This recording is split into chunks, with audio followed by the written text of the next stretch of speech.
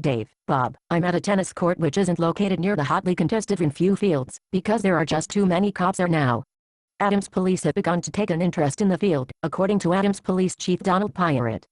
There's been so much concern about the way people are taking care of the park that we've stepped up patrols. It's against the rules to ride bikes at the skate park, and we have been making contact with, I'd like to say children, but it's often not. Unfortunately, when this type of aura overwhelms a place, it puts out a bad image. According to Poirot and Adams Town Administrator Jonathan Butler, the area might be fenced in and locked off to the public. We would all hate to see that happen, but it might be necessary.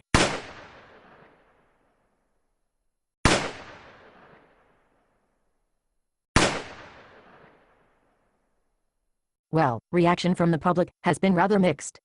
Just shoot the druggies on sight. There, problem solved. Next. It's not in the cleanest of neighborhoods, what did you expect? Shoot the druggies on sight? Good call, that would clear up 90% of the problems. City of Adams, you seriously need to learn your stuff and realize BMX at your skate park is not any harm at all, and is a very good thing.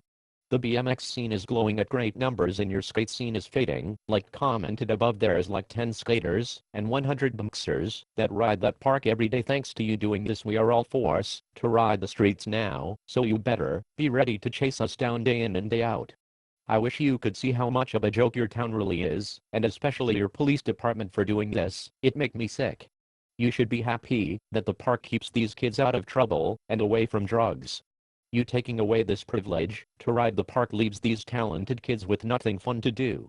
Maybe you guys should worry a little more about all the other bigger problems in Adams before you worry about taking away the fun from younger kids.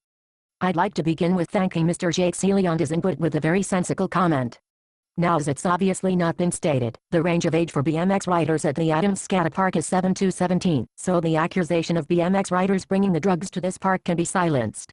Second, we are not the only ones spreading trash around the park. It is the skateboarders, basketball players as well as people that just sit in their cars and on benches.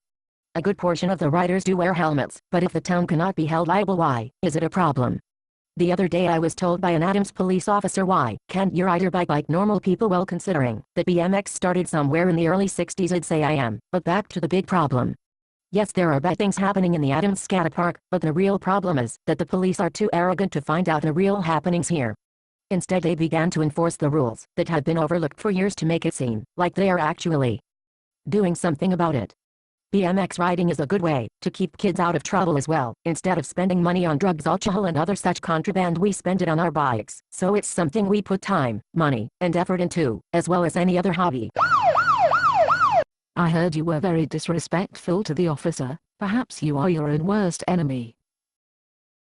I even saw a video that you made of yourself going behind a sign that said, "Please keep out." I think it was at the visitors center. You were mocking the sign and authority, again. So there you have it, the police and authorities in Adams concerned that the youth will go down the same road of sex, drugs, and rock and roll that made Adams the town it is today. But the kids are clearly out talking them on this one. Reporting from an undisclosed tennis court in northern Berkshire, it's me. Back to you, Dave.